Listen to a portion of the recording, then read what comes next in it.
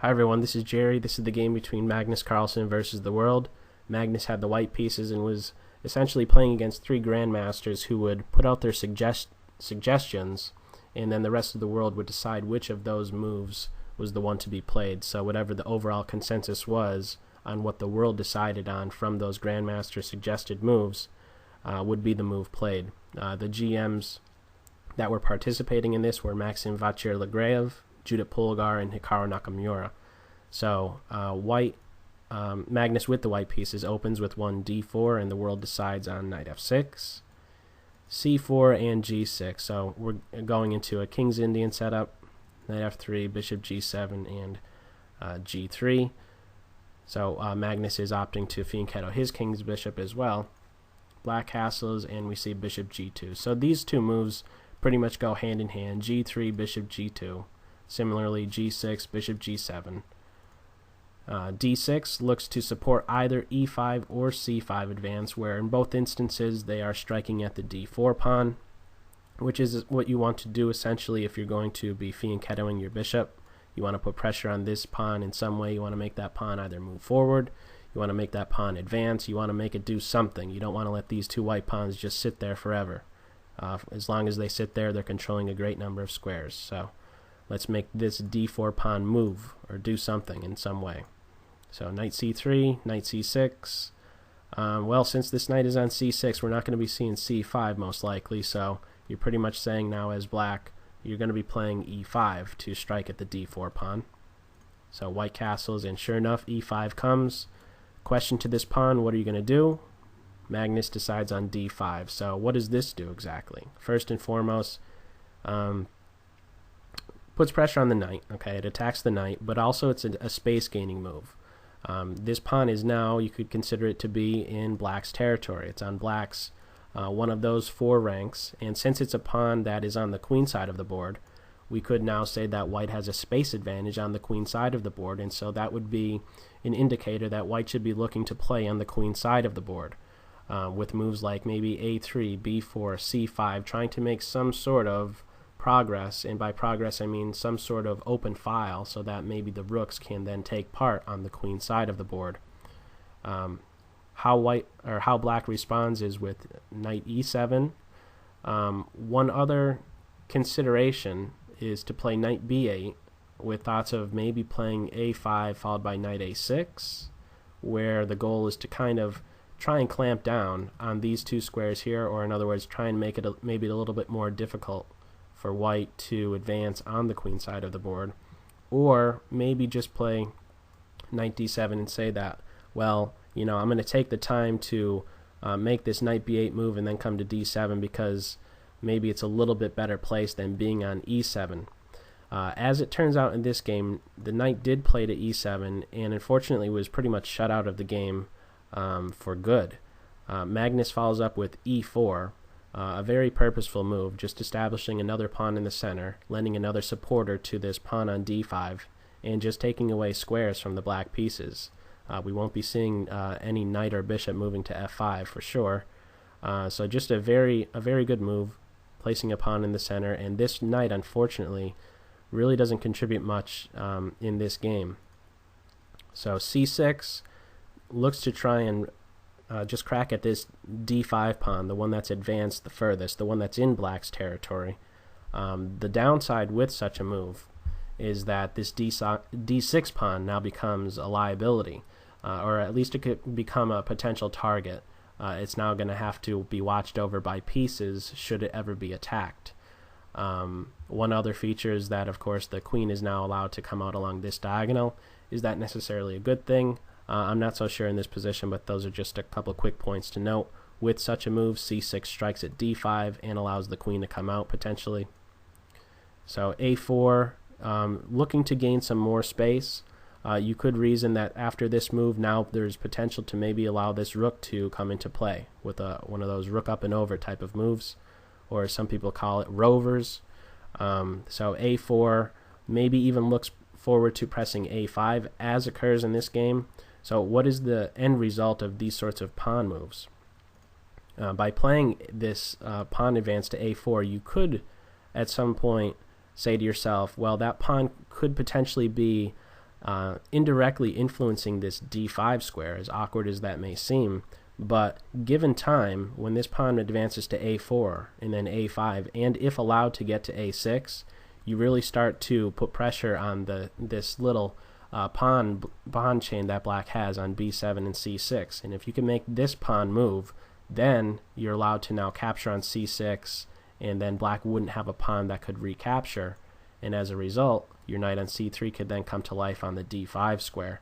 So this is a little bit down the line, but given the time, this is what could occur. This pawn's advancement could indirectly be influencing this d5 square, or at the very least, this pawn here could be used to influence one of these two pawns. By making either one of these two pawns move forward, you would then be inducing some sort of weakness on the queen side, which the white minor pieces could then potentially make use of. So a4 is played, bishop to g4, just getting another piece involved, the last of the minor pieces, putting pressure on this knight on f3, pinning it, and we see a5. So another space gaining move, looking to maybe again press forward with a6. If you make this pawn move, then we take on this square and maybe at some point play to d5. It's at this point that black just simply resolves that tension, and after we recapture with our c pawn, after we recapture towards the center, we have black playing queen d7, which does a couple things, connects these rooks, and also maybe there's ideas of coming to h3 with the bishop. From here, bishop e3, a good move, getting the last of the minor pieces involved, and we're bearing down against this a7 pawn. So already black, unfortunately, is in a difficult position, because you really don't want to be in a position where your rooks or your pieces are having to be devoted to watching over a pawn. And unfortunately, how do you really cope with such a situation here where this bishop is putting pressure on this pawn? If you move it forward, well, the first thing that I noticed is that this b6 is now a hole. So we're going to be seeing moves like this. If you thought it was bad that the bishop was putting pressure on this pawn and your rook was having to watch over it, you're going to be suffering really bad once this knight lands on b6. So unfortunately, we just kind of have to let this situation stay as is, where the bishop is tying the rook down to defending a7. So rook on f to c8 as a result. This rook can't make use of the open file. It has its duty of watching over a pawn. So queen a4 offers a queen exchange, and why not go for that? There isn't going to be any sort of attack against the white king side. The white queen side has opened up. This is where the play is occurring. This is the side that white wants to play on. Black, unfortunately, would like to be getting this f5 advance in, but it's coming too little too late. If the queens were to be exchanged from this position, we would just recapture with the rook, and the rook can simply come to b4, and there's even more pressure being placed on the black pieces. Unfortunately, there's just targets for the white pieces. You know, from the white's perspective here, what are the targets? These three pawns here. If we look from black's perspective, what is there to really attack from, or what is there really to attack of the white pieces? Really nothing. This pawn, maybe, you know, the knight's putting pressure on it, but we're supporting it by both the queen and knight, so there's not even some possibility of grabbing the knight and then grabbing this pawn here because of the support that the queen is now giving to this pawn. So unfortunately, black is already in very rough shape at just move 14. So knight e8 allows for this sort of advance, but again, I think it's just too little too late at this point. So knight to d7, so some repositioning moves coming about. You know, both sides are just kind of making these knights are just retreating, they're repositioning themselves. So after knight e8, it allows for this advance. It also allows to maybe get this knight over here. Knight d2, it has aspirations of coming to this c4 square. Why there? Well, from there it's putting pressure on the weak point in the black position, d6. Queen to d8 avoids the queen exchange and allows for this bishop to maybe come back to this d7 square. Queen b4, couple things, pressure on b7 and d6, the soft points in the black position. It's hard to really imagine from this position here a better square for the white queen. She's putting pressure on the two soft points in the black position. So knight c7, allows the queen to grab here, but that would be met with simply, what would we have? Just simply rook here, and then the queen is lost, so that's not going to happen. Instead, we just pile up on the weak point in the black position, and unfortunately we're kind of, as black from this point, locked into going for this knight to a6 variation. In my opinion, I think it's just already lost, unless Magnus were to have done something terribly wrong. I think this is just already well beat at move 17, or even at move 14. I think it was kind of in rough shape, the black side here. So knight a6, queen takes, rook takes. We have this little combination going on. The queen really can't be chased away from this square. There's no trapping of the white queen that really could occur from this position. And right now she's really just putting pressure on this rook. So what else really would there be from this point right here? How to really cope with the pressure on this point right here?